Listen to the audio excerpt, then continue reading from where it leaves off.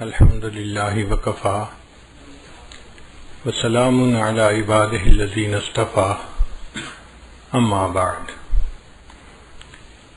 أعوذ بالله من الشيطان الرجيم بسم الله الرحمن الرحيم وأما ما ينفع الناس فيمكث في الأرض وقال رسول الله صلى الله عليه وسلم خير الناس من ينفع الناس سبحان ربك رب العزة عما يصفون وسلام على المرسلين والحمد لله رب العالمين اللهم صل على سيدنا محمد وعلى آل سيدنا محمد وبارك وسلم.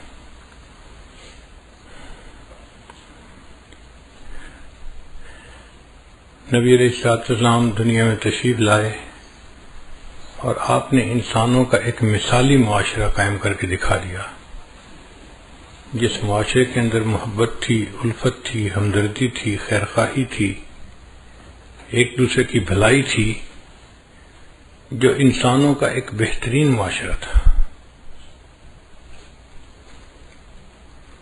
ہر طرف امن کا دورہ تھا. یمن سے عورت چل کے مدینہ آتی تھی اور راستے میں 1 مہینہ تقریباً اس کو سفر میں لگتا تھا. نہ اس کو اپنی عزت کا خطرہ، نہ مال کا، نہ جان کا. اور وہ کہتی تھی کہ مجھے یوں لگتا ہے کہ مدینہ سے یمن. نبی علیہ السلام نے ارشاد فرمایا الدین النصیحہ، دین سراسر خیرخواہی ہے. جو بندہ بھی دیندار ہوتا ہے وہ خیرخواہ ہوتا ہے. خیرخواہ کا مطلب دوسرے کا بھلا سوچنا، دوسروں کے بارے میں اچھا سوچنا. ایسے بندے کے دل میں نفرت، کینہ، بغض اور حسد نہیں ہو سکتا جو دوسروں کے بارے میں اچھا سوچے. اگر یہ بیماریاں ہوگی تو انسان پھر برا سوچے گا، اچھا نہیں سوچے گا. تو نبی علیہ السلام نے دین کو ڈیفائن کیا کہ الدین النصیحہ، دین سراسر خیرخواہی ہے. یعنی جہاں آپ کو دین نظر آئے گا وہاں خیرخواہی نظر آئے گی، اور جہاں خیرخواہی نظر آئے گی وہیں دین ہوگا. بدخواہی اور دین دو چیزیں اکٹھی نہیں ہو سکتی. اگر آپ دیکھیں کہ کسی کے اندر بدخواہی ہے، فوراً سمجھ لیں کہ اس کے اندر دینداری نہیں ہے. اور اگر آپ دیکھیں کہ کسی بندے کے اندر دین ہے، آپ سمجھ لیں یہ سب کا خیر خواہ ہوگا، ہر کسی کا خیر خواہ، اپنوں کا بھی، پرایوں کا بھی، دوست کا بھی خیر خواہ، حتیٰ کہ دشمن کا بھی خیر خواہ، وفاداروں کا بھی خیر خواہ، غداروں کا بھی خیر خواہ، انسانوں کا بھی خیر خواہ اور جانوروں کا بھی خیر خواہ. مومن کے اندر خیر خواہی بھری ہوتی ہے. چنانچہ حضرت عثمان غنی اللہ عنہ نے ایک مرتبہ شام سے گندم امپورٹ کی. کئی 100 اونٹوں کا قافلہ ان کا پہنچا ایک ایسے وقت میں جبکہ مدینہ میں گندم کی شارٹیج تھی. لوگ اس کو دگنی قیمت پہ خریدنے کو تیار تھے. یہ ڈیمانڈ اینڈ سپلائی کا معاملہ ہے. جب ڈیمانڈ بڑھ جاتی ہے تو پھر سپلائی کے لیے کتنی بھی قیمت دینی پڑے لوگ دیتے ہیں. جب کئی 100 اونٹوں کا قافلہ مدینہ کے باہر پہنچا تو یہودی جو بڑے بڑے تاجر تھے وہ عثمان غنی اللہ عنہ کے پاس آئے اور کہنے لگے کہ ایسے ہے کہ آپ اپنا پورا سامان ہمیں ہول سیل پہ فروخت کر دیں، پھر آگے ہم تھوڑا تھوڑا کر کے بیچتے رہیں گے. عثمان غنی اللہ نے فرمایا کہ ٹھیک ہے، تم مجھے اچھا پروفٹ دو، میں تمہیں دے دیتا ہوں. تو انہوں نے ہول سیل میں ڈیل کی. کہنے لگے جی جو آپ کی قیمت خرید ہے نا، ہم اس کو ڈبل کر دیتے ہیں. 100 روپے کی چیز کو ہم 200 میں خریدتے ہیں. یہ بہت بڑا پروفٹ ہے کہ بندہ 100 روپے انویسٹ کرے اور اس کے بدلے 100 روپے کمائے. آج کل دنیا کی انڈسٹریل ورلڈ میں 10% اور 20% پروفٹ کو بھی بڑا سمجھا جاتا ہے. اور کہاں 100 کے بدلے 100 پروفٹ. عثمان غنی اللہ نے فرمایا نہیں پروفٹ تھوڑا ہے، میں نہیں بیچتا۔ کچھ نے کہا کہ اچھا پھر ہم ایسے کرتے ہیں کہ ہم 100 کے بدلے آپ کو 300 دیتے ہیں۔ نہیں۔ ایک نے کہا اچھا میں 100 کے بدلے آپ کو 400 دیتا ہوں۔ ان کا نہیں۔ وجہ کیا ہے کہ جی پروفٹ تھوڑا ہے۔ وہ حیران ہو گئے کہ 100 روپے کی چیز کو ہم 4 گنا پرائس پہ خرید رہے ہیں اور ایک ہی دم میں ان کا سارا سامان بک جائے گا، یہ پیسے لے کے گھر بیٹھ جائیں گے آرام سے، پھر ہم جانے اور اس چیز کو آگے تھوڑا تھوڑا بیچنا۔ مگر یہ بندہ مطمئن ہی نہیں ہو رہا۔ تو ایک یہودی نے پوچھا کہ عثمان آخر آپ چاہتے کیا ہو؟ ایک کے بدلے ہم آپ کو 4 گنا دے رہے ہیں۔ ان کا بھائی پروفٹ تھوڑا ہے، بات سچی ہے، مجھے زیادہ چاہیے۔ اچھا میں 5 گنا دے دیتا ہوں۔ نہیں یہ بھی تھوڑا ہے۔ اچھا بھی 6 گنا دے دیتا ہوں، یہ بھی تھوڑا ہے۔ بھائی میں 7 گنا آپ کو پروفٹ دیتا ہوں، 100 روپے کی چیز 700 میں خریدتا ہوں۔ نہیں یہ بھی تھوڑا ہے۔ خریدنے والے نے کہا بھائی انف از انف، 100 کے بدلے 700 میں چیز خرید رہا ہوں اور آپ دینے کو ابھی بھی تیار نہیں ہوئے، تو پھر میری آپ کی ڈیل نہیں ہو سکتی۔ مگر آپ اتنی گندم کا کرو گے کہ آخر بیچنی تو ہے نا کہیں نہ کہیں۔ تو عثمان غنی اللہ نے فرمایا ہاں میں دوں گا، میرے پاس ایک کسٹمر ہے جو مجھے اس سے زیادہ پروفٹ دیتا ہے۔ اس نے کہا آپ مذاق کر رہے ہیں یا آپ سیریس بات کر رہے ہیں؟ بھائی میں سیریس بات کر رہا ہوں۔ کون سا کسٹمر ہے جو 7 گنا پرائس سے بھی زیادہ پرائس دے رہا ہے؟ ان کا میرے پاس ایک کسٹمر ہے جو مجھے 70 گنا پرائس دے رہا ہے، 1 روپے کے بدلے 70 روپے مجھے دے رہا ہے۔ چنانچہ انہوں نے اس گندم کو بیچنے کے بجائے مدینہ طیبہ کے غریبوں میں مفت تقسیم کر دی کہ میرا اللہ مجھے اس کے بدلے 70 گنا اجر عطا فرمائے گا۔ خیر خواہی کا ایسا جذبہ نبی علیہ السلام نے ان کے اندر بھرا تھا کہ 7 گنا پرائس پہ ان کا سامان بک رہا تھا، نہیں بیچا۔ کوئی اور بندہ ہوتا تو سوچتا میں تو پیسے بناؤں بھائی، میرا تو اس سال کا ایک اچھا سودا ہو جائے گا اور میں پورا سال آرام سے بیٹھ کے کھاؤں گا۔ ان کا نہیں، مجھے اس وقت پروفٹ نہیں کمانا، مجھے غریب لوگوں کی خیر خواہی کرنی ہے۔ ان کے پاس کھانے کو کوئی چیز نہیں تو میں اللہ کے راستے میں ان کو تقسیم کر دیتا ہوں اور اس کے بدلے اللہ مجھے 70 گنا پروفٹ عطا فرمائیں گے۔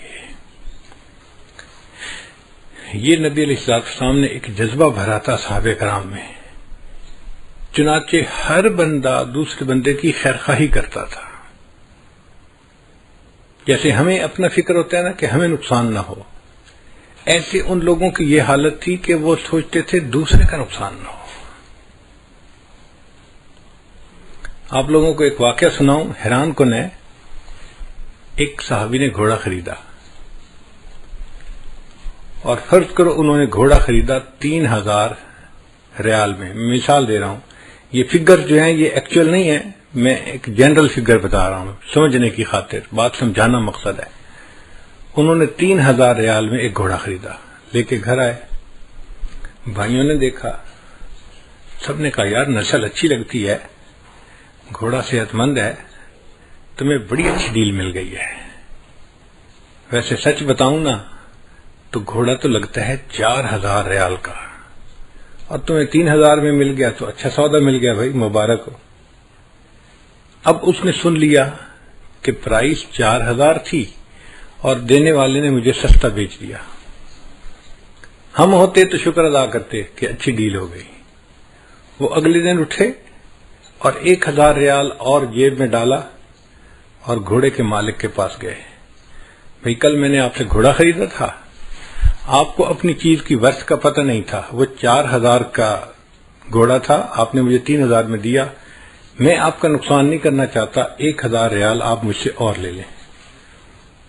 آپ نے دنیا میں کبھی ایسے کوئی ڈیل ہوتے دیکھی کہ کسٹمر کہہ رہا ہے کہ 1000 دینار آپ اور لے لیں، مجھے سستا نہ دیں؟ خیر اس نے لے لیا۔ تھوڑے دنوں کے بعد علاقے میں گھوڑ دوڑ کا مقابلہ ہوا، سباق الخیل۔ صحابہ کرام کے درمیان یہ مقابلے ہوتے رہتے تھے۔ الٹنا پلٹنا، پلٹ کر جھپٹنا، لہو گرم رکھنے کا ہے ایک بہانہ۔ تو صحابہ کرام اس قسم کی ایکسرسائز کرتے رہا کرتے تھے۔ اب جب گھوڑ دوڑ ہوئی تو اللہ کی شان دیکھیں کہ وہ گھوڑا سب میں سے ٹاپ کر گیا، فرسٹ آ گیا۔ اب جب ونر بن گیا تو ہر بندے نے اس کو بڑے حیران ہو کے دیکھا۔ لوگ آئے اور مبارکباد دی اور کہا کہ یار تم نے گھوڑا کہاں سے لیا؟ اس نے کہا جی مجھے تو یہ 4000 دینار میں ملا۔ ان کا اچھا، یہ تو بڑی اچھی نسل کا ہے، بڑا تیز بھاگتا ہے، بڑا فٹ گھوڑا ہے۔ اٹس اے اسٹیل، تمہیں تو بس سستا مل گیا۔ سچی بات بتاؤں کہ یہ گھوڑا تو 6000 ریال میں بھی سستا ہے۔ اب انہوں نے اس کے کمنٹ سن لیے اور اگلے دن 2000 ریال اور جیب میں ڈال کے مالک کے پاس گئے۔ بھئی آپ کو اپنی چیز کی ورث کا پتہ نہیں تھا، آپ نے 3000 میں بیچی، پھر میرے بھائیوں نے اس کی قیمت 4000 لگائی، لیکن مقابلے سے پتہ چلا، کنفرمیٹری ٹیسٹ یہ تھا کہ گھوڑا بہت اچھا تھا، اس نے ون کیا، اور تھرڈ پارٹی نے کہا کہ یہ تو 6000 دینار میں بھی سستا ہے، تو پلیز آپ 2000 دینار اور لے لیجئے۔ اب بیچنے والا کہہ رہا ہے کہ نہیں میں پہلے ہی 4000 لے چکا 3 کی جگہ، میرے لیے انف ہے۔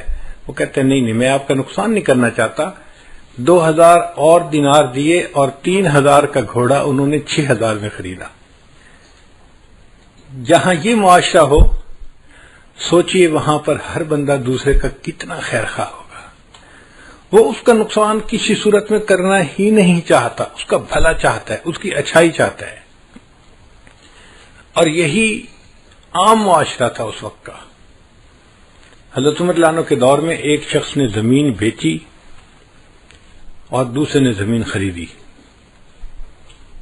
اب جس نے زمین خریدی اس نے کہا کہ میں یہاں پہ سبزیاں کاشت کرتا ہوں، تو عام طور پہ لوگ 1-2 فٹ گہرا ہل چلاتے ہیں، مگر کیا ہوتا ہے کہ وہ 1-2 فٹ ہل چلنے سے جو 1-2 فٹ کے نیچے کی زمین ہے نا وہ سخت ہو جاتی ہے، اور پھر جو نیوٹریشن ہے وہ نیچے سے اوپر نہیں جاتی اور پانی اوپر نیچے لیچ نہیں کرتا، ایک ہارڈ جو ہے نا وہ لیئر بن جاتی ہے جو نقصان دیتی ہے۔ تو پھر اس کے لیے کبھی کبھی گہرا ہل چلانا پڑتا ہے تاکہ اس لیئر کو بھی جو سخت ہو رہی ہے اس کو توڑ دیا جائے اور زمین نیچے سے لے کے اوپر تک نرم ہو جائے۔ اب جب اس صحابی نے وہ خریدا تو اس نے سوچا میں گہرا ہل چلاتا ہوں۔ انہوں نے 2 فٹ گہرے ہل کی جگہ وہ جو 4 فٹ گہرا ہل تھا نا، گہرا ہل جسے کہتے ہیں، وہ چلایا۔ اب جب ہل چلایا تو زمین کے اندر سے ایک بکسا نکلا جس کے اندر سونا چاندی بھرا ہوا تھا۔ اس زمانے میں بینک تو ہوتے نہیں تھے، تو لوگ اپنا خزانہ اس طرح زمین کے اندر دفن کر دیا کرتے تھے کہ ایمرجنسی کے وقت ہم اس کو نکالیں گے، یہ محفوظ رہے۔ اب جب انہیں وہ خزانہ ملا تو انہوں نے بیٹھ کے سوچا بھئی میں نے تو مالک سے زمین خریدی تھی، یہ خزانہ تو نہیں خریدا تھا، یہ تو بہت زیادہ قیمتی ہے، یہ میرا حق نہیں، یہ اس مالک کا ہے جس نے زمین بیچی، مجھے اس کو ریٹرن کرنا چاہیے۔ آپ سوچیں ہم اگر اس وقت میں ہوتے تو ہم کسی کو خبر ہی نہ لگنے دیتے کہ کچھ ہوا یا نہیں، اور آرام سے اس سونے چاندی کو خود استعمال کرتے ہیں۔ وہ اگلے دن اس سونے چاندی کے بکسے کو لے کے مالک کے پاس گئے، میں نے آپ سے زمین خریدی تھی، ہل چلایا اور اس میں سے یہ خزانہ نکلا، یہ میرا نہیں، یہ آپ کا ہے، آپ پلیز مجھ سے لے لیجئے۔ ان کا واہ بھائی واہ، جب میں نے زمین بیچ دی تو اب زمین سے جو نفع نکلے گا وہ میرا نہیں ہوگا، وہ آپ کا ہوگا، تو میرا تو تعلق ختم ہو گیا، میں نے پیمنٹ لے لی، دیٹس اٹ۔ اب اگر نکلا ہے خزانہ تو یہ آپ کا ہے، آپ کی قسمت۔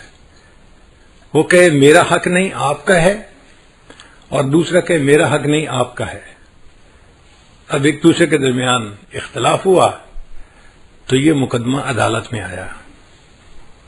آپ غور کریں، آج ہماری عدالتوں میں عداوتیں بھری پڑی ہیں، ایک بندہ کہتا ہے میرا حق ہے، دوسرا کہتا ہے نہیں میرا حق ہے، ایک کہتا ہے میں اپنے حق کی خاطر آخری دم تک کوشش کرتا رہوں گا، دوسرا کہتا ہے میں اپنے حق کی خاطر خون کا آخری قطرہ بہا دوں گا.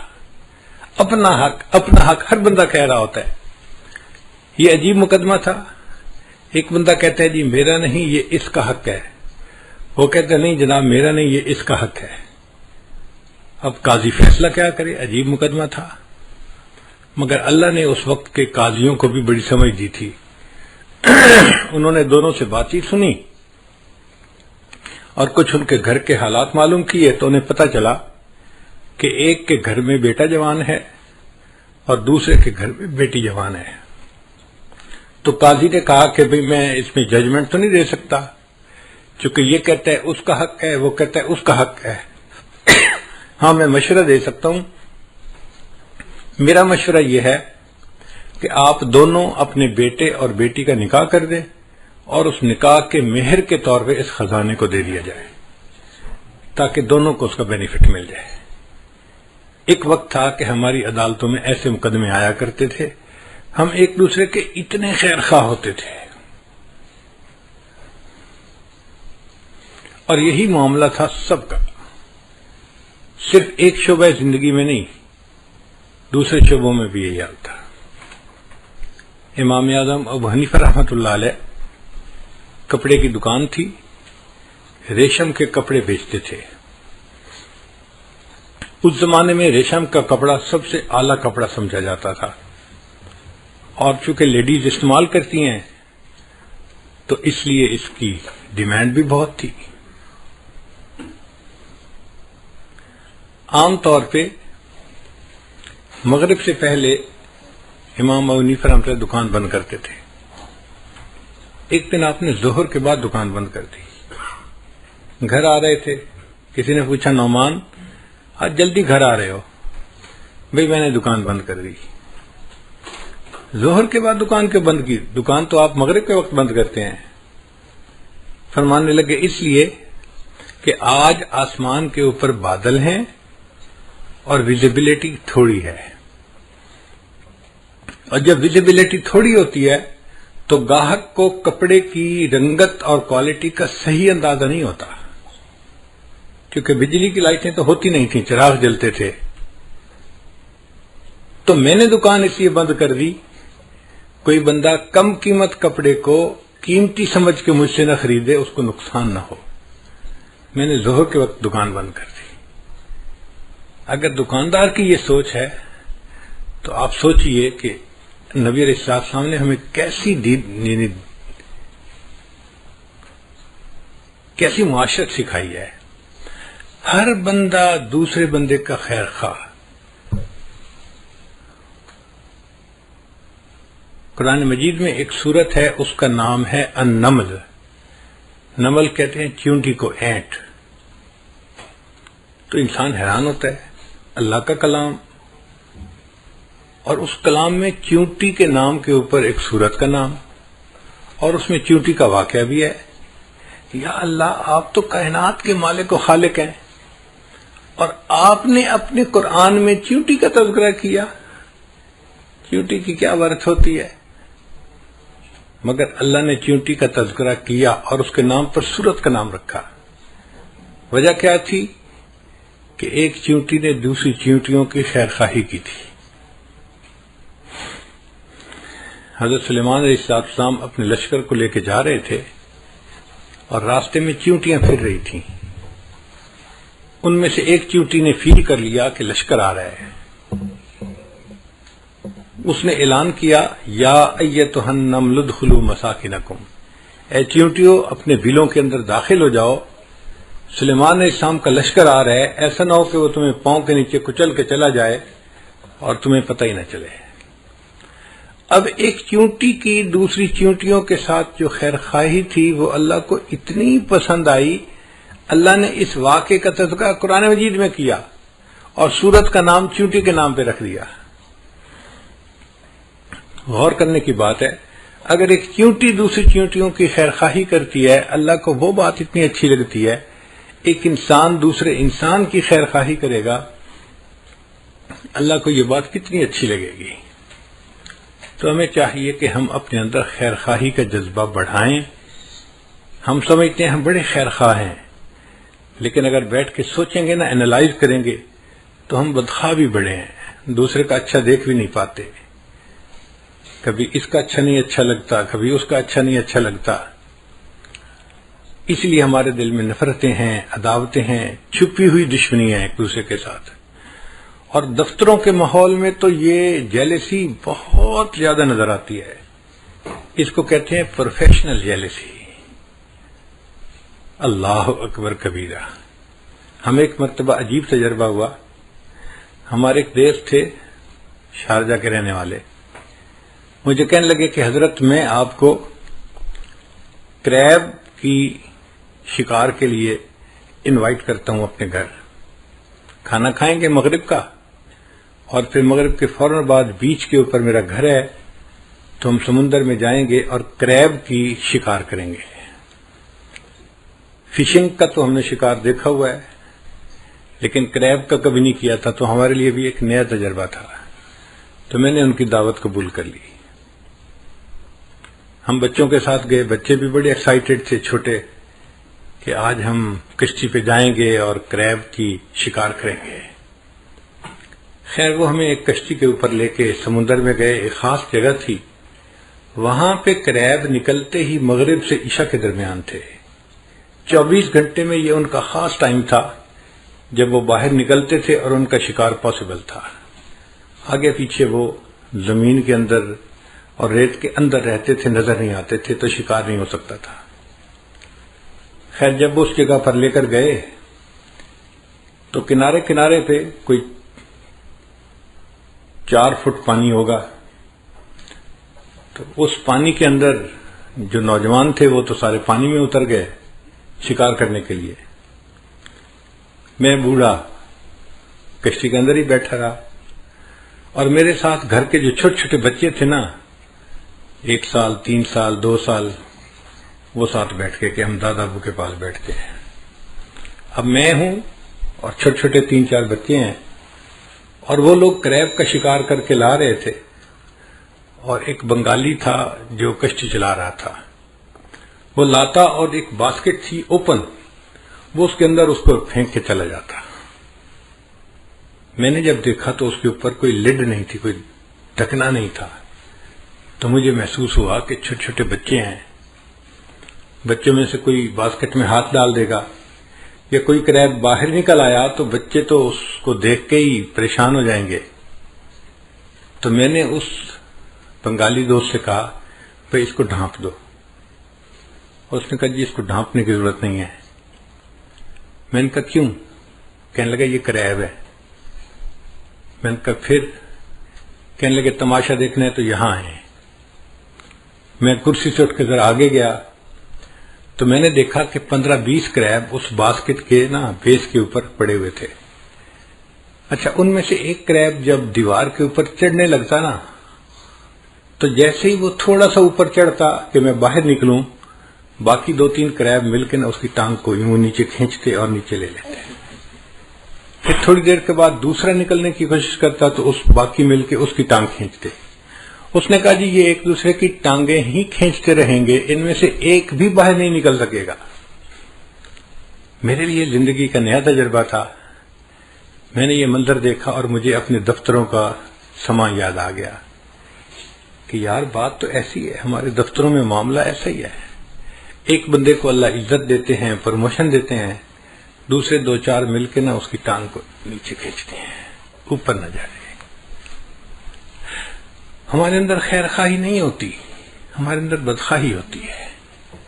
دوسرے کی چھوٹی سی بات کو زوم کر کے ہم بڑا بنا دیتے ہیں اور ایسے پیش کرتے ہیں کہ اس سے زیادہ کام چور اور سست بندہ تو کوئی ہے ہی نہیں. اسی بدنیتی کی وجہ سے پھر ہمارے دل سیاہ ہوتے ہیں اور ہمیں عبادت کی توفیق نہیں ہوتی. ہمارے علاقے میں ایک بزرگ گزرے ہیں سلطان باہو رحمت اللہ علیہ. ان کا پنجابی زبان میں بڑا مزے کا کلام ہے. میں ان کا ایک کلام سناؤں گا اور پھر اس کو میں اردو میں ٹرانسلیٹ بھی کروں گا. فرماتے ہیں جے ناتیاں دھوتیاں رب ملدا تے ملدا کمبیاں مچھیاں نوں. اگر نہانے دھونے سے رب ملتا تو مچھلیوں کو اور کچھووں کو رب مل چکا ہوتا. وہ تو ہر وقت ہی نہاتے رہتے ہیں. یہ نہاتے ہیں دھوتے ہیں رب ملدا تے ملدا کنبیاں مچھیاں نو. یہ ذکر کیتے ہیں رب ملدا تے ملدا کال کڑیشیاں نو. اگر ذکر کرنے سے رب ملتا تو ایک چھوٹا سا پرندہ ہوتا ہے، اس کو ہم اپنی زبان میں کہتے ہیں کال کڑیچھی. وہ آ کے دیوار کے ساتھ چھت کے ساتھ چپٹ جاتا ہے اور ساری رات آواز نکالتا رہتا ہے. وہ کہتے ہیں کہ وہ تو ساری رات اللہ کا ذکر کرتا ہے، اگر ذکر کرنے سے رب ملتا تو اس کو رب مل چکا ہوتا.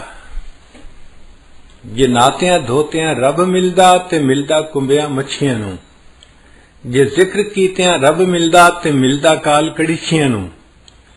یہ سر منایا رب ملدا تے ملدا بھیڑاں سسیاں نو.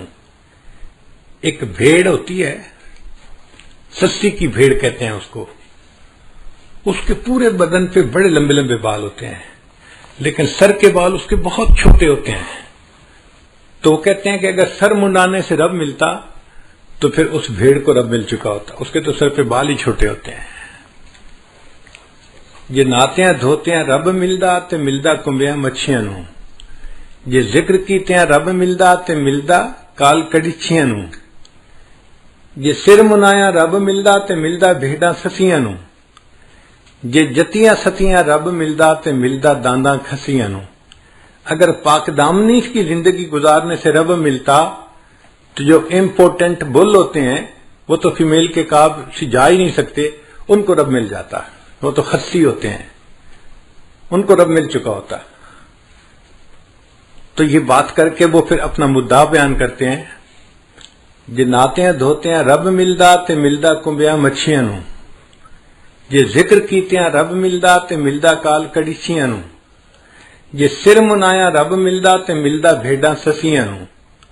یہ جتیاں ستیاں رب ملدا تے ملدا دانداں کھسیاں نو. اور آخر پہ کہتے ہیں رب ملدا تے ملدا نیتاں اچھیاں نو. اگر رب ملتا ہے تو اچھی نیت والوں کو رب ملتا ہے. اگر کوئی بندہ چاہتا ہے کہ مجھے اللہ مل جائے، اس کو اپنی نیت ٹھیک کرنی پڑے گی. ہر ایک کے بارے میں دل کے اندر خیر خواہی ہو، محبت ہو، پیار ہو، ایسے بندے کو رب ملتا ہے. جس کے دل میں حسد ہو، بغض ہو، کینہ ہو، عداوت ہو، نفرت ہو، ایسے بندے کو رب کہاں ملتا ہے؟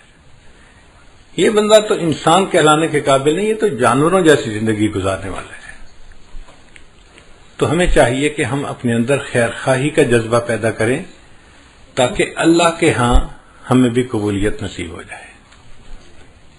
اچھا، یہ خیر خواہی کا جذبہ صرف مسلمان کی شان نہیں ہے، یہ انسان کی شان ہے. جو بھی سلیم العقل انسان ہوگا نا، اس کے اندر بھی خیر خواہی ہوگی. ہم نے دیکھا کئی مرتبہ کافروں کے اندر بھی خیر خواہی ہوتی ہے، چونکہ وہ انسان اچھے ہوتے ہیں، گو ایمان سے محروم ہوتے ہیں، مگر ایز بائی نیچر انسان اچھے ہوتے ہیں تو وہ بھی خیر خواہی کو پسند کرتے ہیں. ایک کافرہ عورت کا میں واقعہ آپ لوگوں کو سناتا ہوں، پھر میں بات کو مکمل کروں گا. ایک عورت تھی جو 60s میں تھی، یعنی اس کی عمر تھی کوئی 65 سال. اچھی ایجڈ عورت ہو جاتی ہے.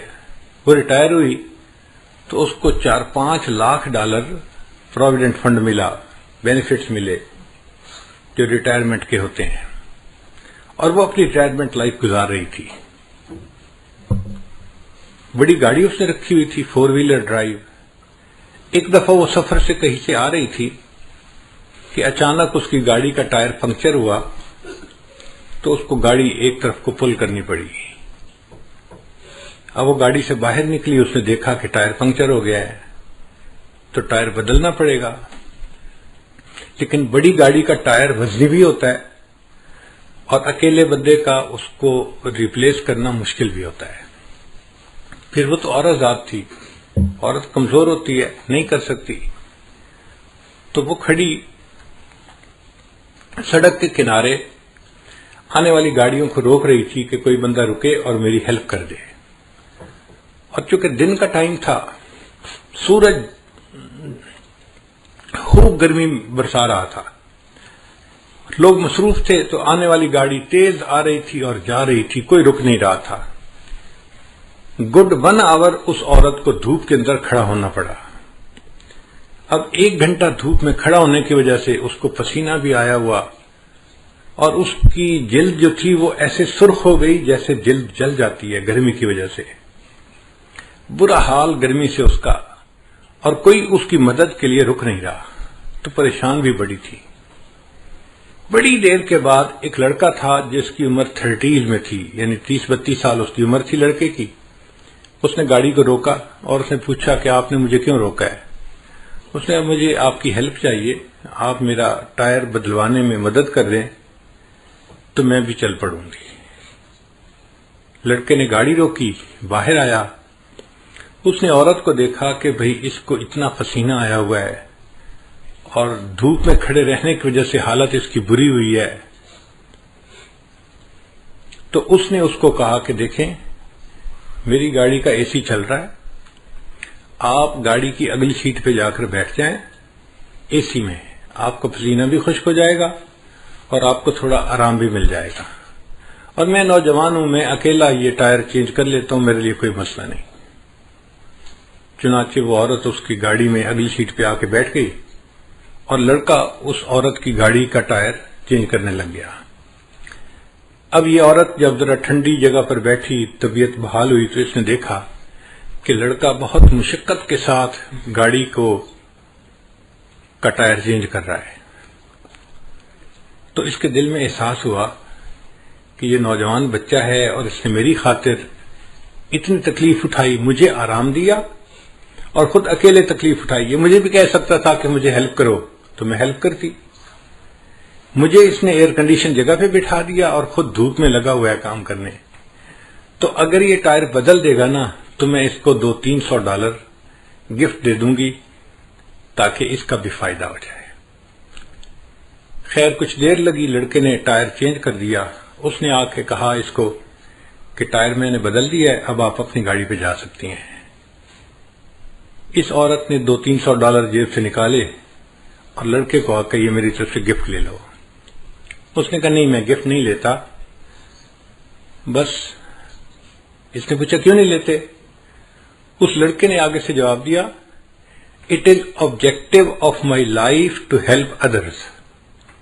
It is objective of my life to help others. When I help someone I feel happy. یہ جو مجھے خوشی ملتی ہے نا کسی کی مدد کر کے، بس میرا ریوارڈ یہی کافی ہے، مجھے آپ سے $200-300 نہیں چاہیے. اب وہ عورت اپنی گاڑی میں آئی اور چل پڑی، مگر اس کے ذہن میں یہی فکر گھوم رہا تھا It is objective of my life to help others.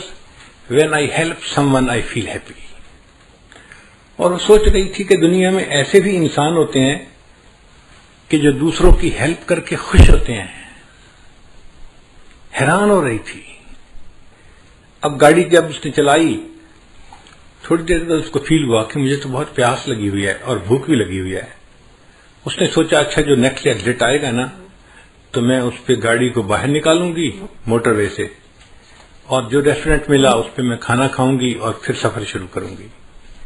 چنانچہ نیکسٹ ایگزٹ پہ اس نے گاڑی باہر نکالی اور قریب میں کوئی ریسٹورینٹ تھا، وہاں اس نے گاڑی پارک کی اور جا کے کھانے کے لیے بیٹھ گئی. اس ہوٹل میں ایک ویٹریس تھی ریسٹورینٹ میں جو کھانا لاتی تھی. اس نے پوچھا کیا چاہیے؟ اس نے بتایا مجھے یہی چیز لا دو. تو وہ ویٹریس اس کے لیے کھانا لے کے آئی. جب اس نے اس کے آگے کھانا لگایا نا، اب اس دوران یہ عورت یہی بیٹھی سوچ رہی تھی کہ اس لڑکے نے کتنا اچھا جواب دیا It is objective of my life to help others. When I help someone I feel happy. اس عورت نے، بوڑھی عورت نے دیکھا کہ وہ جو ویٹریس کھانا لے کے آئی ہے وہ ایک نوجوان اور پریگننٹ لڑکی ہے، اور اس کے جسم کو دیکھ کے پتہ چلتا ہے کہ اس کا پریگننسی کا کوئی 6واں مہینہ چل رہا ہوگا، یعنی کافی قریب وقت ہے ڈیلیوری کا. اب ایسے وقت میں تو عورت کو گھر پہ آرام کرنا چاہیے، مگر وہ ڈیوٹی کر رہی تھی. تو اس نے سوچا یہ غریب لڑکی ہوگی، اس لیے اس کو نوکری کرنی ہے تاکہ اپنے آپ کو سپورٹ کر سکے. تو اس نے اس سے ذرا بات پوچھی کہ تمہارا کیا حال ہے، تم کیا کرتی ہو؟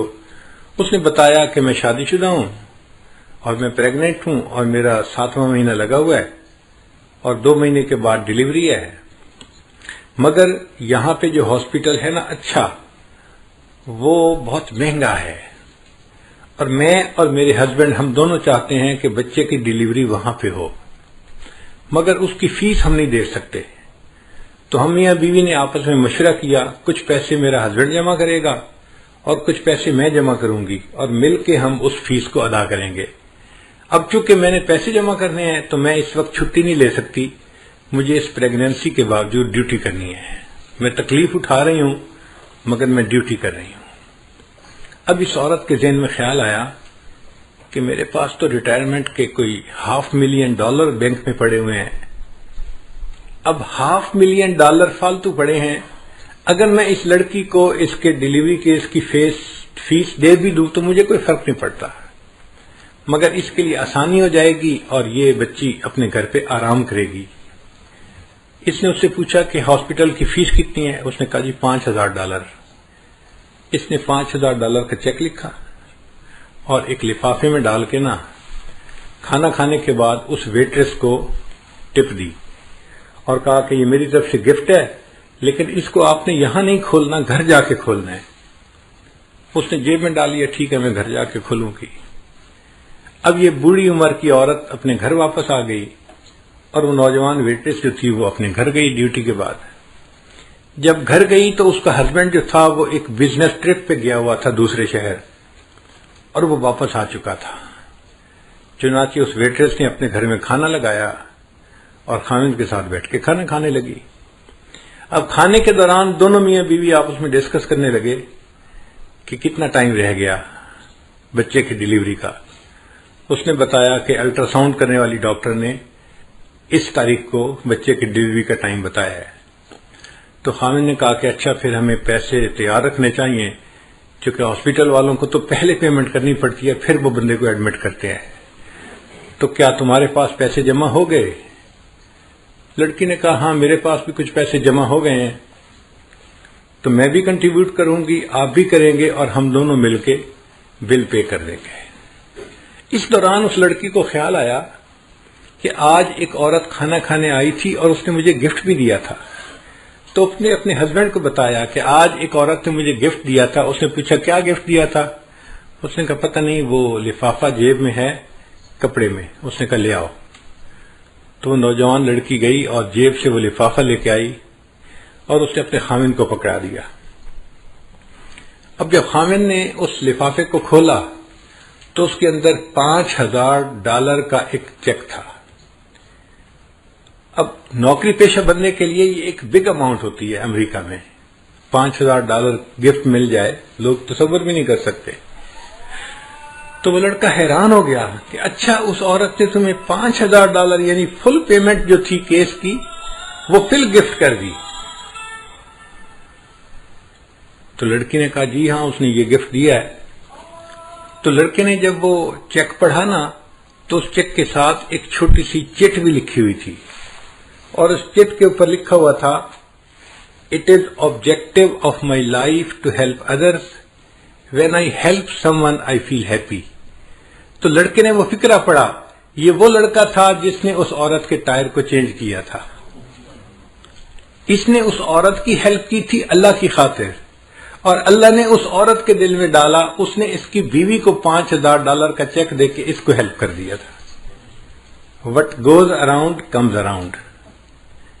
ہم دوسروں کے ساتھ خیر خواہی کریں گے تو اس کے بدلے اللہ ہمارے ساتھ خیر خواہی کا معاملہ فرمائیں گے۔ خیر خواہ بندے کے ساتھ ہمیشہ خیر خواہی ہوتی ہے، کیونکہ اللہ اس کے ساتھ خیر خواہی کرتا ہے، کوئی اس کی بدخواہی کر ہی نہیں سکتا۔ اس لیے ہم انکنڈیشنل خیر خواہی کریں دوسروں کے ساتھ۔ ہمیں اس میں یہ نہ توقع کہ جی وہ تو ہمارے ساتھ خیر خواہی نہیں کرتا، ہم کیوں کریں؟ بھئی وہ کرتا ہے یا نہیں کرتا، ہم تو کریں نا۔ جب ہم کریں گے تو اللہ تعالیٰ اس کے بدلے ہمارے ساتھ بھی خیر خواہی کا معاملہ فرما دیں گے۔ تو ہمیں چاہیے کہ ہم اپنے اندر خیر خواہی کا جذبہ پیدا کریں اور ہر ایک کا بھلا سوچیں، ہر ایک کے ساتھ اچھا سلوک کریں۔ ایک بزرگ تھے، ان کا نام تھا عثمان دامانی رحمت اللہ علیہ۔ بقالہ کی دکان تھی، اور اس زمانے میں کرنسی جو تھی وہ چاندی کی ہوتی تھی، سکے ہوتے تھے، اور چاندی کے سکے جب بار بار ہاتھوں میں آتے تھے تو کئی دفعہ پرنٹ گھس جاتا تھا تو اس کو کہتے تھے کھوٹا سکہ ہے۔ ہم نے اپنے بچپن میں یہ دور دیکھا ہے، چاندی کا روپیہ ہوتا تھا، ہم دکاندار کے پاس لے کے جاتے تھے، وہ دیکھ کے آتا تھا نہیں بھائی یہ کھوٹا ہے، کیونکہ اس کا پرنٹ جو تھا نا وہ اوپر سے ذرا ڈم ہو جاتا تھا، پڑھنا مشکل ہوتا تھا۔ ان کے پاس کوئی کھوٹا سکہ لے کے آتا، وہ پہچان لیتے، مگر اس کو سودا دے دیتے کہ یہ بندہ امید لے کے آیا ہے کہ مجھے سودا ملے گا، تو اگر میں نے سودا نہ دیا تو اس کا دل ٹوٹے گا، کوئی بات نہیں یہ سودا لے جائے، اگر یہ کرنسی چل گئی تو ٹھیک، نہیں بھی چلی تو کوئی بات نہیں، یہ نقصان میں برداشت کر لوں گا، تو وہ سکہ رکھ لیا کرتے تھے۔ چنانچہ ان کی دکان کے کونے میں کھوٹے سکوں کا ایک ڈھیر لگ گیا تھا۔ اللہ کی شان کے وہ بیمار ہو گئے، اور بیماری بھی زیادہ تھی، آخری مرض المفات جسے کہتے ہیں وہ تھی۔ لیٹے ہوئے تھے، اچانک انہیں فیل ہوا کہ جیسے ہارٹ اٹیک ہوتا ہے نا، تو بندے کو فیل ہوتا ہے کہ some thing is seriously wrong some where, تو ان کو جو ہارٹ اٹیک ہونے لگا تو وہ اٹھ کے بیٹھ گئے اور اللہ سے دعا کرنے لگے، یا اللہ میں ساری زندگی تیرے بندوں سے کھوٹے سکوں کو قبول کرتا رہا، اللہ تو بھی میرے کھوٹے عملوں کو قبول فرما۔ اے اللہ میں ساری زندگی تیرے بندوں سے کھوٹے سکوں کو قبول کرتا رہا، اللہ تو بھی میرے کھوٹے عملوں کو قبول کر لے۔ تو ہمارے اکابر اللہ کے سامنے اپنے اعمال اس طرح کے پیش کرتے تھے، وہ دوسروں کے ساتھ خیرخواہی کرتے تھے اور اس کے بدلے پھر اللہ سے خیرخواہی کی توقع رکھتے تھے۔ ہم ہر ایک کے ساتھ بدخواہی کرتے ہیں، اپنوں کے ساتھ بھی پرایوں کے ساتھ بھی۔ کئی گھروں میں تو دیکھا خامد بیوی کا بدخواہ موقع تلاش کر رہا ہوتا ہے، میں اسے کیسے تنگ کر سکتا ہوں، بیوی روتی ہے، اس کے آنسو دیکھتا ہے، احساس نہیں ہوتا، بیٹا ماں کو رلاتا ہے، بھائی بھائی کو رلاتا ہے۔ ہم اپنے لوڈ ون جو ہیں، جو قریبی ہوتے ہیں، ان کا احساس نہیں کرتے، بے حس انسان بن گئے ہیں۔ ہمیں اللہ کیسے پیار کریں گے، کیسے ہم سے اللہ محبت فرمائیں گے؟ تو ہمیں ایک انسان بن کے زندگی گزارنی چاہیے جس کے اندر دوسروں کے ساتھ خیرخواہی کا جذبہ ہو، اچھائی کا جذبہ ہو، یہ جذبہ ہمیں کام آئے گا۔ چنانچہ اللہ کے محبوب صلی اللہ علیہ وسلم اتنے خیر خواہ تھے، اتنے خیر خواہ تھے۔ آپ نے واقعہ سنا ہوگا کہ محبوب صلی اللہ علیہ وسلم کی جوانی کا زمانہ تھا جب آپ نے نبوت کا اظہار فرمایا، تو مکہ مکرمہ کی ایک بوڑھی عورت تھی، وہ اپنے گٹھری سمیٹ کے کہیں باہر جانا چاہتی تھی، انتظار میں تھی کہ مجھے کوئی بندہ ملے جو میری گٹھری منزل تک پہنچا دے۔ اللہ کے حبیب صلی اللہ علیہ وسلم کا وہاں سے گزر ہوا، آپ نے اس بوڑھی عورت کو دیکھا، کھڑے ہو گئے، اماں آپ کیوں یہاں بیٹھی ہیں؟ اس نے نوجوان کو دیکھ کے کہا کہ بھئی مجھے ایک لیبر کی ضرورت ہے جو میرا سامان اٹھا کے مجھے جنگل میں فلاں جگہ پہنچا دے۔ نبی صاحب نے فرمایا اچھا میں پہنچا دیتا ہوں۔ اللہ کے محبوب صلی اللہ علیہ وسلم نے اس کی گٹھڑی سر پہ اٹھا لی اور وہ عورت چل پڑی۔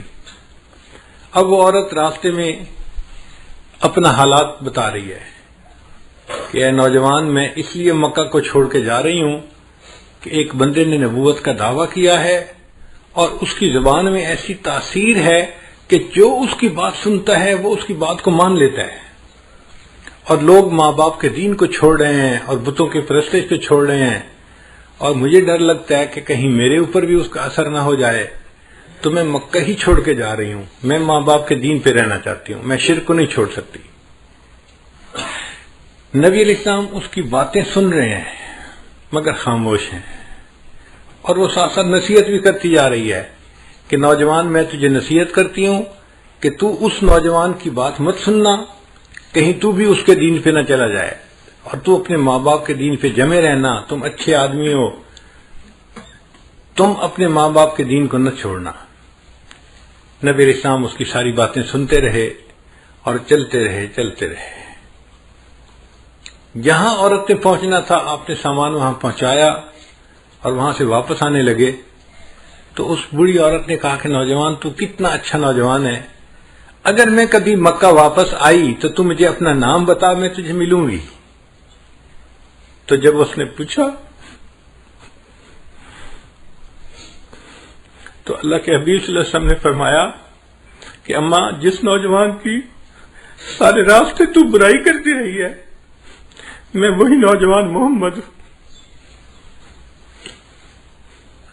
بوڑھی عورت کے دل پہ اثر ہوتا ہے، وہ کہتی ہے اچھا اگر تو وہ نوجوان ہے جس کے اندر اتنی خیر خواہی ہے، میں پھر کلمہ پڑھتی ہوں، مسلمان ہو جاتی ہوں. اللہ کے محبوب صلی اللہ علیہ وسلم کی خیر خواہی نے ایسے بوڑھے کافروں کے دلوں کو بھی جیت لیا تھا. ہم بھی اگر نبی علیہ السلام کے سچے غلام بن کے رہنا چاہتے ہیں تو ہمیں اپنے اندر یہ خیر خواہی کا جذبہ پیدا کرنا پڑے گا. بیٹھ کے سوچیں، اس کی خیر خواہی، اس کی، ہر ایک کی خیر خواہی، انسان کی بھی خیر خواہی، جانور کی بھی خیر خواہی، اپنے کی بھی خیر خواہی، پرائی کی بھی خیر خواہی، حتیٰ کہ ہمیں دشمن کے نقصان کے اوپر بھی ترس آ رہا ہو کہ اس بیچارے کا نقصان کیوں ہو گیا. جب آپ محسوس کریں کہ دشمن کے نقصان پہ بھی آپ کا دل دکھتا ہے تو اب آپ سمجھ لیں کہ اب میرے اندر نبی علیہ السلام کے خلق کا کچھ حصہ آ گیا ہے. اللہ تعالی ہمیں ایسی خیر خواہی کی زندگی عطا فرما دے. میں ایک چھوٹا سا واقعہ ہے زندگی کا، اگر آپ اجازت دیں تو سناؤں گا، اگر بات لمبی ہو گئی تو ختم کر دیتا ہوں.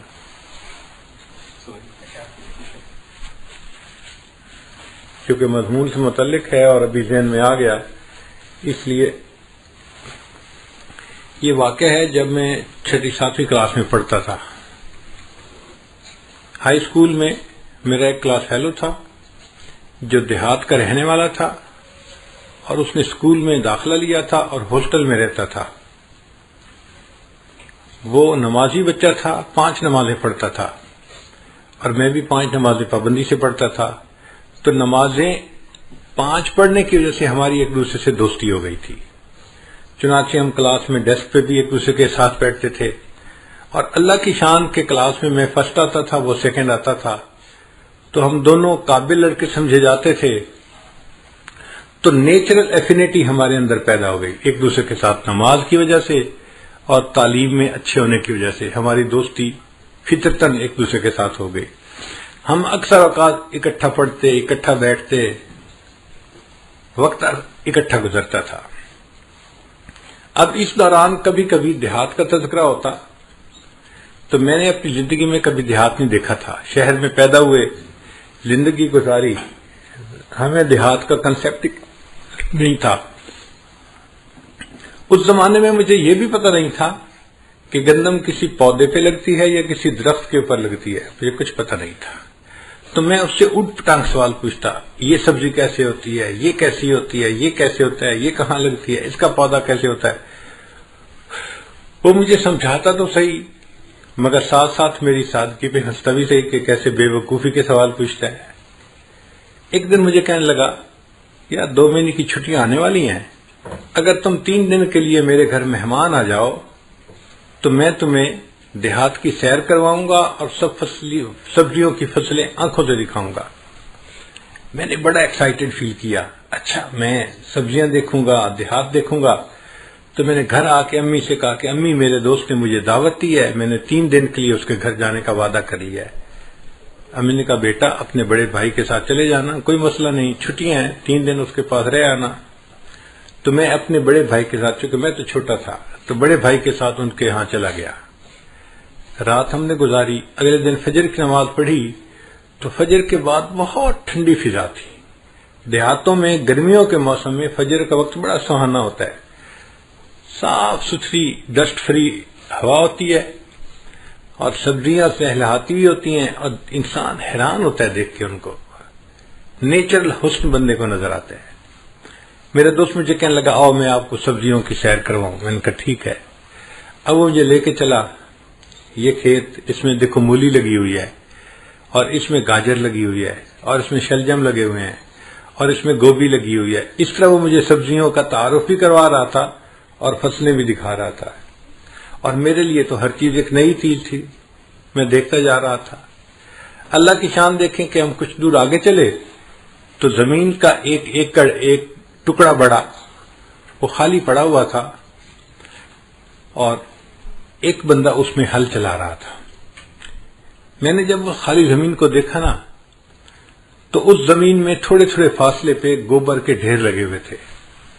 یہ گائے بھینس کا جو گوبر ہوتا ہے نا جس کو اینیمل مینیور کہتے ہیں یہ وہاں پڑا ہوا تھا.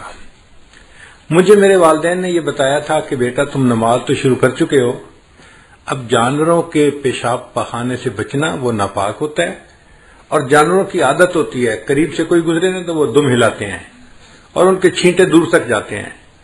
تو امی نے کہا کہ بیٹا اگر اس کے چھینٹے تمہارے کپڑوں پہ پڑ گئے تو تمہاری نماز نہیں ہوگی، کپڑے ناپاک ہو جائیں گے، تو ذرا بچ کے رہنا.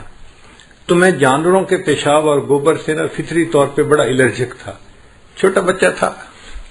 اب میں نے وہ گوبر جب وہاں کھیت میں پڑے ہوئے دیکھا تو مجھے عجیب سی طبیعت ہوئی. میں نے اس سے کہا کہ اس زمین میں سبزیاں لگیں گی؟ اس نے کہا.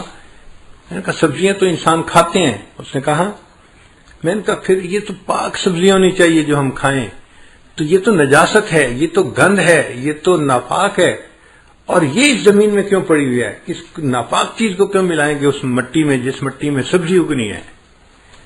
اس نے کہا یار تمہاری باتوں کا جواب میں نہیں دے سکتا، یہ جو ہل چلا رہا ہے نا بوڑھا اس سے جا کے پوچھو. میں چھوٹا سا بچہ تھا، بھول تھا.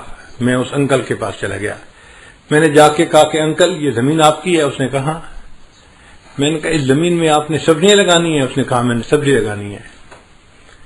میں نے کہا اگر آپ نے اس زمین میں سبزی لگانی ہے تو یہ جانوروں کا گوبر اس مٹی پہ کیوں آپ نے رکھا ہوا ہے؟ یہ تو ناپاک ہوتا ہے، یہ تو نجس ہوتا ہے، یہ تو بدبودار ہوتا ہے، یہ تو نفرت کے قابل ہوتا ہے، اور جو سبزی ہم کھائیں گے اس کے ساتھ یہ گوبر ملے گا تو ہم کیسے وہ سبزی کھا سکیں گے؟ اس نے کہا بچے تمہاری نظر میں یہ گوبر ہے، میری نظر میں یہ فرٹیلائزر ہے. میں اسے زمین میں ملاؤں گا اور سبزی لگاؤں گا تو سبزی کے سائز بہتر ہو جائے گا، کوالٹی بہتر ہو جائے گی. اس فرٹیلائزر سے سبزی کو فائدہ ہو جائے گا اور میرا پروفٹ بڑھ جائے گا، اس لیے میں نے یہ گوبر رکھا ہے زمین میں ملانے کے لیے. اب اس زمانے میں میں چھوٹا تھا تو مجھے بات پوری سمجھ میں نہیں آئی. میں نے اس کے آئیڈیا کو بائی نہیں کیا. میں نے کہا نہیں آپ غلط کر رہے ہیں، آپ کو ایسا نہیں کرنا چاہیے اور یہ سارا گوبر یہاں سے اٹھا دینا چاہیے اور اس کو مٹی میں نہیں ملانا چاہیے. اس وقت میں یہ کہہ کے آ گیا. آج اس عمر میں جب میں اپنے بچپن کے اس واقعے کو یاد کرتا ہوں تو مجھے یہ بات سمجھ میں آتی ہے کہ جسے ہم نجاست کہتے ہیں، گندگی کہتے ہیں، نفرت کی نظر سے دیکھتے ہیں، جس میں بدبو ہے، جو ناپاک ہے، اس چیز کو اگر کسی کھیت میں ملایا جاتا ہے تو وہ چیز کھیتی کو فائدہ دے دیتی ہے. ہم انسان ہو کر اگر ساتھ والے بندے کو فائدہ نہیں دیتے تو کہیں قیامت کے دن اللہ کی نظر میں ہم گندگی اور گوبر سے زیادہ گئے گزرے تو نہیں بن جائیں گے. اللہ کہیں گے تو گوبر سے بھی کیا گزرا، تو نے اپنے ساتھ والوں کو کیا فائدہ پہنچایا؟ نہ گھر والوں کو تیرا فائدہ، نہ تیرے رشتہ داروں کو فائدہ، نہ دوستوں کو فائدہ. تو بدخواہ آدمی تھا، ہر وقت برا سوچتا تھا، ہر وقت دوسروں کی غیبت کرتا تھا، ہر وقت دوسروں پہ بہتان تراشیاں کرتا تھا، ہر وقت دوسروں کے بارے میں نیگیٹو کمنٹس دیتا تھا، عزتیں اچھالتا تھا. تو کہاں کا اچھا انسان ہے؟ تو گوبر سے بھی کیا گزرا ہے. تو اللہ تعالی ہمارے اندر خیر خواہی کے جذبے کو بڑھائے اور ہم ایک اچھے خیر خواہ انسان بن کے زندگی گزاریں. آپ سوچئے اگر سب انسان ایک دوسرے کے ایسے خیر خواہ بن جائیں گے تو معاشرے میں کتنی محبتیں ہوں گی، پیار ہوگا، الفت ہوگی. صحیح انسانیت کی تصویر ہمیں اس معاشرے میں نظر آئے گی. نبی اسلام نے فرمایا الدین النصیحہ، دین سراسر خیر خواہی ہے. اللہ تعالی ہمیں خیر خواہی کی زندگی گزارنے کی توفیق عطا فرمائے. وآخر دعوانا ان الحمد للہ رب العالمین. دعا سے پہلے توبہ کے کلمات پڑھ لیتے ہیں تاکہ اللہ تعالی ہمارے پچھلے سب گناہوں کو معاف فرمائے. الحمد للہ وکفی وسلام علی عبادہ الذین اصطفی اما بعد. یہ کلمات سچے دل کے ساتھ پڑھتے رہیے. بسم اللہ الرحمن الرحیم. لا الہ الا اللہ محمد الرسول اللہ. آمنت باللہ وملائکتہ وکتبہ ورسلہ والیوم الآخر والقدر خیرہ وشرہ من اللہ تعالی والبعث بعد الموت. آمنت باللہ کما ہوا باسمائہ وصفاتہ وقبلت جمیع احکامہ اقرار باللسان وتصدیق بالقلب. اشہد ان لا الہ الا اللہ واشہد ان محمدا عبدہ ورسولہ. استغفر اللہ ربی من کل ذنب واتوب الیہ برحمتک یا ارحم الراحمین. ان کلمات کو پڑھنے سے ہم تو بتائے ہو چکے ہیں. چند معمولات ہیں جن کو باقاعدگی سے کریں گے تو اللہ تعالیٰ دل کو منور کریں گے. ان میں پہلی چیز ہے 100 مرتبہ استغفار پڑھنا. دوسرا ہے 100 مرتبہ درود شریف پڑھنا. تیسرا ہے قرآن مجید کی تلاوت روزانہ کرنا. چوتھا ہے چلتے پھرتے ہر وقت دل میں اللہ کو یاد کرنا. اور پانچواں ہے مراقبہ کرنا. مراقبے کا طریقہ بہت آسان ہے. جب آپ نماز پڑھ کے فارغ ہو تو تھوڑی دیر کے لیے اللہ سے لو لگا کے بیٹھیں کہ اللہ کی رحمت آ رہی ہے، دل میں سما رہی ہے، دل کی ظلمت اور سیاہی دور ہو رہی ہے اور میرا دل کہہ رہا ہے اللہ اللہ اللہ. زبان سے نہیں بولنا، دل پڑھ رہا ہے اور آپ سن رہے ہیں. چند دن کی مشق سے آپ کو فیلنگ شروع ہو جائے گی دل سے اللہ اللہ کی. اس کو ذکر قلبی کہتے ہیں. اور یہ جب شروع ہو جاتی ہے تو 24 گھنٹے بندے کو یہ فیلنگ ہوتی ہے. اس کو ذکر قلبی کہتے ہیں. وہ جن کا عشق صادق ہے وہ کب فریاد کرتے ہیں، لبوں پہ مہر خاموشی دلوں میں یاد کرتے ہیں. ہم بھی اپنے اللہ کو اپنے دل میں یاد کریں، پھر اللہ تعالیٰ کے ہاں ہمارا اچھے لوگوں میں نام شمار ہوگا اور اللہ کی محبت دل میں آئے گی. ابھی آپ دعا کر لیجیے. سبحان ربی العلی الوہاب. اللہم صلی علی سیدنا محمد وعلی آل سیدنا محمد وبارک وسلم. ربنا ظلمنا انفسنا وان لم تغفر لنا وترحمنا لنکونن من الخاسرین. کریم آقا، ہم آپ کے عاجز مسکین بندے ہیں. ہمارے گناہوں کو معاف فرما، خطاؤں سے درگزر فرما، عیبوں کی پردہ پوشی فرما. جو گناہ ہم نے دن میں کیے معاف فرما، جو راتوں میں کیے معاف فرما، جو محفل میں کیے معاف فرما، جو تنہائیوں میں کیے معاف فرما. اے اللہ، جو گناہ یاد ہیں وہ بھی معاف فرما، جو کر کے بھول گئے وہ گناہ بھی معاف فرما. اے اللہ، معصیت کی ذلت سے محفوظ فرما اور ہمیں طاعات کی عزت نصیب فرما. کریم آقا، آنے والے وقت کو گزرے وقت سے بہتر فرما. آنے والی زندگی کو گزری زندگی کا کفارہ بنا. ہماری ان دعاؤں کو اپنی رحمت سے قبول فرما. اے اللہ، جو پریشانیاں ہیں دور فرما، اٹکے کاموں کا ہونا آسان فرما، الجھے کاموں کو اپنی رحمت سے سلجھا. آنے والے وقت کو گزرے وقت سے بہتر فرما. میرے مالک، جسمانی بیماریوں کو دور فرما، روحانی بیماریوں کو دور فرما، ذلت سے محفوظ فرما، علت سے محفوظ فرما، قلت سے محفوظ فرما. اے اللہ، جس طرح ایک عیالدار اپاہج کسی سخی کے دروازے پہ جاتا ہے اور اس امید سے دروازہ کھٹکھٹاتا ہے اگر یہ دروازہ کھل گیا میرے بچوں کا فاقہ ختم ہو جائے گا. اللہ، ہم اس عیالدار اپاہج سے زیادہ محتاج اور آپ اس دنیا کے سخی سے زیادہ بڑے سخی ہیں. ہم آپ کا دروازہ کھٹکھٹا رہے ہیں اس امید کے ساتھ یہ دروازہ کھل گیا ہمیں نیک بختی نصیب ہو جائے گی.